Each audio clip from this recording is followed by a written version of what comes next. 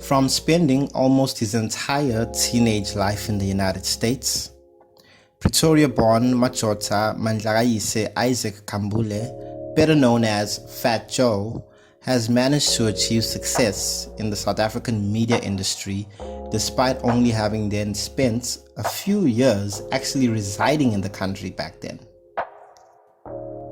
Many of you might know him from television shows such as Take Me Out Mzansi, Real Gopoza, Phat Joe Live on ETV, The Phat Joe Show on SABC1, Temptation Island, being the host of the Real Housewives franchise, as well as Highly Inappropriate with Phat Joe on the Moja Live TV channel.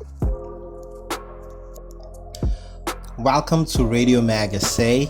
Today we take a look at Phat Joe's radio career, including the many controversies that he has made at many radio stations over the years.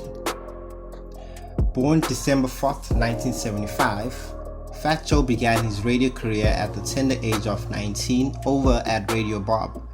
That's the very same station that is responsible for grooming many well-known radio legends today, including the likes of Shadow Twala, Lawrence Dube, Glenn Lewis, and the late Bob Mabena, just to mention a few.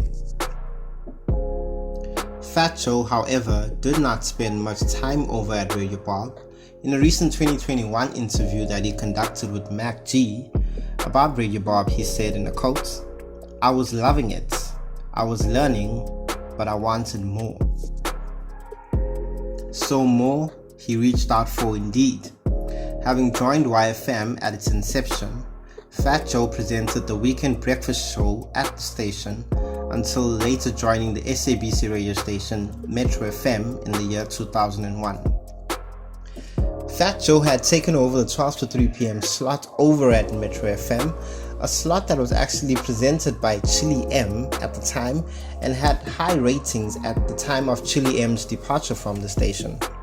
Now, Phat Joe worked for Metro for 3 years, from 2001 all the way till 2004, and some people actually speculate that he actually left Metro simply because his relationship with the SABC as a whole was turning sour. You would remember that he also had a show on the SABC network or service, a show called The Phat Joe Show, which kind of did very bad when it comes to ratings after having moved from ETV. In the year 2008, Phat Joe then moved on to present a breakfast show on Gauteng-based commercial radio station Kaya FM, of which he was fired about a year later for making comments about the athlete Caster Semenya, saying that she's not 100% female. I disagree with you. I think it is, and let's look at another one. At Kaya FM, made a comment about Caster Semenya. Yes. And this was after the tests that she had done. Yeah. Right, she had to do these tests because that's what the IAAF required. What's crazy is one of her lawyers was my best friend. So you went on anyway to say, did she know? Why didn't she know for this entire time that she was not 100% female? Do you think you needed to go for some gender studies or education? What had happened was, it's like, I think the story broke on a Wednesday. I'm at my house. I'm doing morning radio. I wake up at that time my show started at 5, ended at 9. So I have to wake up at 3:30 in the morning. So 4 p.m. I'm like tired. But this one day I'd nap during the day. I wake up. Highfeld is playing. Shout out to, well, it was called Highfeld then. 94.7 is playing and I hear the story and I'm like, word? On the TV, I'm like, wow. I'm like, okay, this story broke on in the afternoon. I clearly can't ignore this the following morning.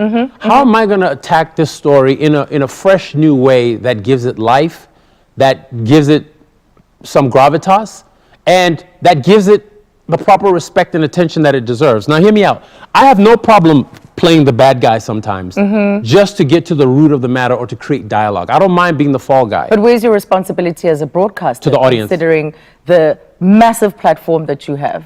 How would you even describe your my responsibility Where is does not it start and end? Okay, in this case, it was not to the Olympic Committee and it was not to Caster, and I think that's where people get it.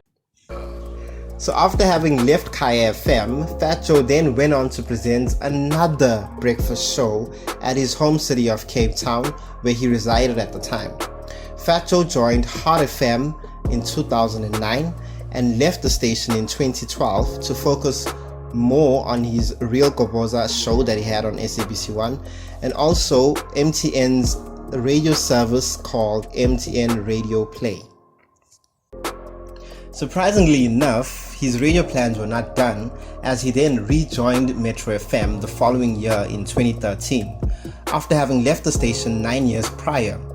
Phat Joe presented the weekend breakfast show on Metro FM between the years of 2013 and 2016 alongside co-host Pearl Tusi, who according to Phat Joe was not paid by the station for her duties over at Metro FM.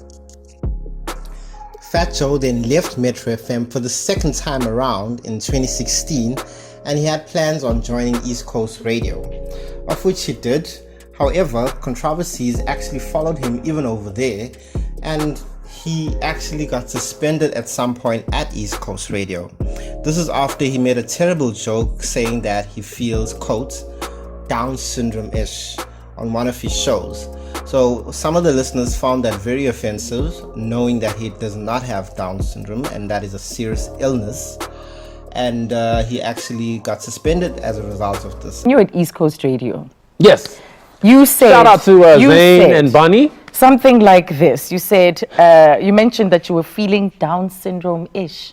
Oh, yeah. And you were forced to apologize and you were pulled off air for that. But like when you do something like that, yeah, in that moment, right, you know what you're doing is wrong. No, you don't, because this is how we talk.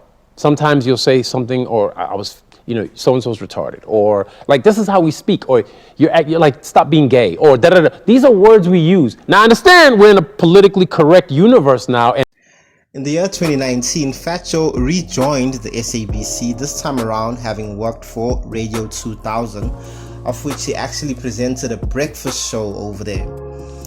The breakfast show that Phat Joe presented proved to be somewhat problematic because most of the listeners were complaining about his absence from the show, leaving his co-host Nonala to do most of the work alone.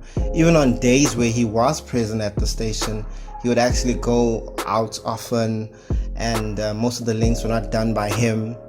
Apparently, it was also reported that the BCCSA actually fined Radio 2000 over some comments that were actually made by Phat Joe on air. Now, in early 2020, the radio station announced Phat Joe's resignation from the station and it was actually replaced by Bongani Mdolo, who had been an employee of East Coast Radio. Ever since Phat Joe's departure from Radio 2000 in early 2020, not much has been heard of Phat Joe being on radio. As a matter of fact, we're not quite sure if he's still on air or probably working on his own platform like he once did, the phatjoeradio.com. We don't know. But thank you so much for taking your time to watch this video. Please share your comments about the many radio stations that Phat Joe has worked for. And thanks for watching. Until next time, goodbye.